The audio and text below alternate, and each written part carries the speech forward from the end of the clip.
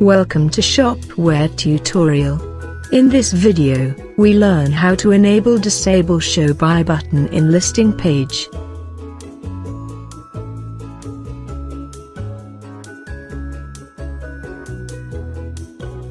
Log into the backend.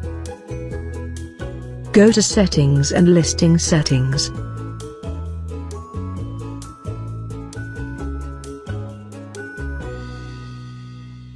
Now go to Sales Channel and select Storefront. Disable buy button in listing. Click Save.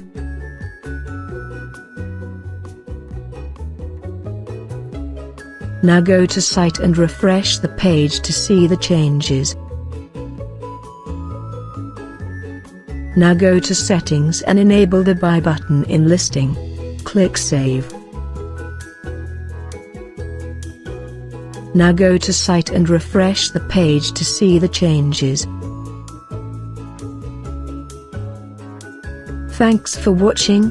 For more updates and Shopware video tutorials, please subscribe to our channel and also do not forget to press the bell icon, so that you never miss our upcoming videos.